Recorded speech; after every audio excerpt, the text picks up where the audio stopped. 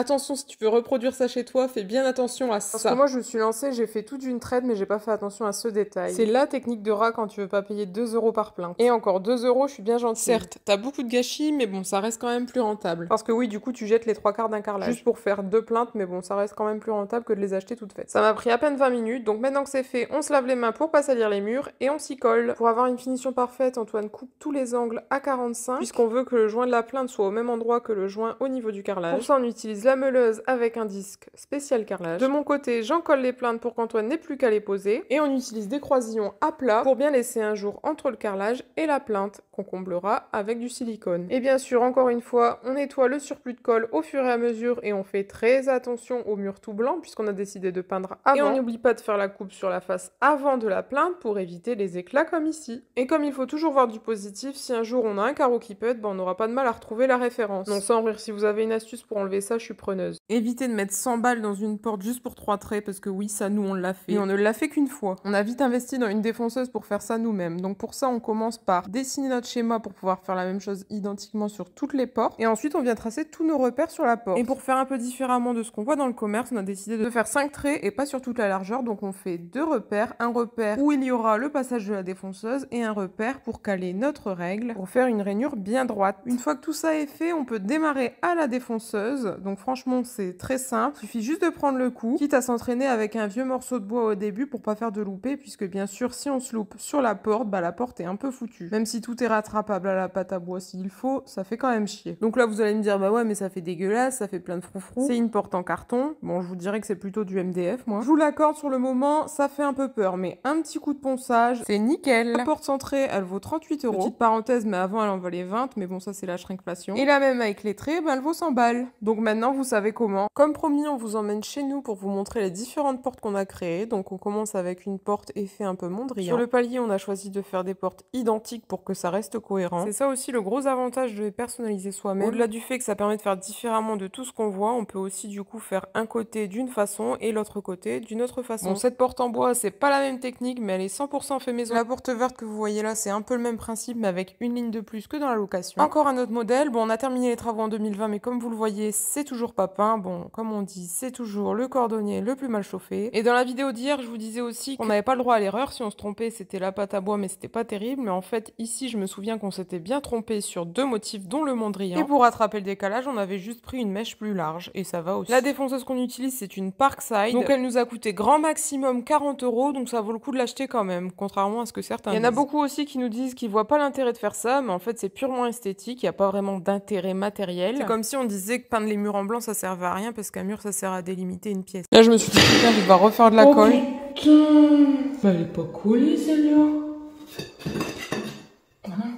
Bon, cette colle, Et finalement, grosse flemme, donc je sors la colle qui colle tout et ça va très bien. La petite astuce pour éviter ça, c'est de coller une première fois la plainte et avant que ce soit sec, la décoller tout de suite pour la repositionner. Au moins, on voit s'il y a de la colle sur le mur et si du coup elle est bien collée ou pas. C'est aussi un des inconvénients quand tu fais tes plaintes dans des carreaux de carrelage parce que les carreaux sont toujours plus bombés dans un sens. Donc j'enlève tous mes petits croisillons et ensuite je peux préparer la pâte à joint dans mon petit pot de crème. Et je fais encore une fois ça avec une carte de fidélité et toujours la même qu'Amailleux. Dans les angles, pour avoir quelque chose de bien rempli, je fais ça avec le doigt et voilà le travail. J'attends une vingtaine de minutes et ensuite je viens nettoyer toujours à l'éponge. La chose qui fait débat, comme on a peint les murs avant de carreler, eh ben je vais utiliser du silicone au-dessus pour faire une belle finition. Donc certains disent qu'il vaut mieux mettre de l'acrylique, mais nous on va pas peindre. Donc ça risque de jaunir, enfin c'est ce que je pense, car pour moi l'acrylique ça jaunit mais pas le silicone. Mais apparemment ça c'est pareil, ça fait débat aussi. Et pour la partie au sol, j'utilise un silicone granit. La construction de l'escalier est un peu en stand-by, car avant de pouvoir le peindre, on doit faire la rambarde et avant de mettre la rambarde, on doit finir de peindre le mur et donc de l'enduire.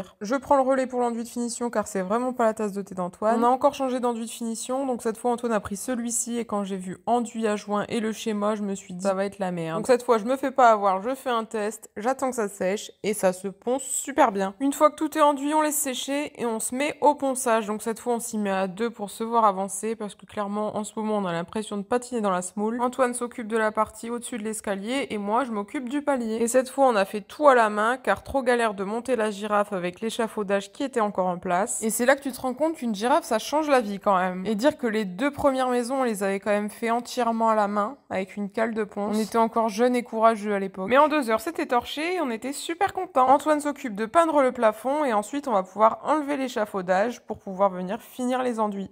Et on pensait ne plus avoir à le remettre et peindre tout à la perche, mais vous allez voir que c'est pas ce qui s'est passé. Pour une fois, on a été malin. Antoine a installé les sorties de PE de la douche avant de fermer le placo de l'autre côté et c'était vachement pratique. Et du coup, il a pas galéré à faire tout du bout des doigts. Pour les raccords, on prend des raccords à glissement pour les PER. Avec la petite pince qui va bien, ça marche super bien. Et pour 50 €, t'as la pince plus le coupe-tube. Une fois que cette étape est terminée, Antoine peut terminer l'isolation phonique de la cloison, puisque oui, comme je le disais, on isole bien toutes les cloisons du rez-de-chaussée, même si on n'a pas isolé celles de l'étage. Et on peut enfin fermer avec le placo. Et on a encore nos fameux trous à reboucher, mais cette fois, du coup, on a eu l'astuce. Et du coup, on galère beaucoup moins. Je peux ensuite passer à l'enduit, donc je fais quelques bandes, mais la bande qui traverse toute la pièce dans l'angle. Je suis obligée d'attendre que les 2 bandes verticales soient sèches pour la faire, donc je la referai quand on fera les bandes du toilette, qui n'est pas encore du tout créée. Je remplis bien les bords amincis. Par contre, j'ai un petit souci au niveau de la chambre, puisque la porte est vraiment contre la cloison, je pourrais pas faire de bande. Donc j'espère qu'avec le shampoing, ça fera propre. Affaire à suivre. Et si tu veux continuer à suivre notre aventure dans les travaux, n'hésite pas à t'abonner. La couleur un peu osée qu'on a choisie pour un mur de la salle de bain, donc elle est très flashy. Par contre, elle couvre pas trop, on aurait dû mettre une couche d'enduit de finition avant. Parce que pour recouvrir le verre, va en falloir des couches. Je sais pas si tu y as vraiment cru, mais bien sûr, c'est une blague, c'est juste la primaire d'accroche avant de pouvoir venir mettre l'enduit d'imperméabilisation. Je commence par enlever tous les crottins de colle de plâtre. Ensuite, je dépoussière et j'attaque. Une chose que j'ai découvert en lisant bien la notice cette fois, c'est qu'il faut appliquer l'enduit d'imperméabilisation dans les 24 heures suivant l'application du primaire. Je ne sais pas pourquoi, parce qu'avant, je laissais bien sécher une semaine au moins. Et je mettais l'imperméabilisant le week-end qui suivait. Et je me demande vraiment pourquoi c'est impératif de le mettre dans les 24 heures, parce qu'avant, je faisais vraiment attention au temps de séchage, mais vraiment pas au temps limite pour appliquer la suite. Pareil pour la bande sur les angles, je n'en mettais pas avant, et là, j'ai pris un kit où est-ce qu'il y avait une bande dedans. Donc les 2 premières douches qu'on a faites, il n'y a pas la bande dans le coin, je sais pas si c'est dramatique, mais bon, cette fois, il y en a une, et c'est parfait. Donc j'ai mis une couche de primaire, et ensuite 2 couches d'imperméabilisant, en attendant bien que ça sèche entre les 2 couches. Où il y aura beaucoup d'eau, j'ai mis une sacrée couche à chaque fois, on voit bien la différence.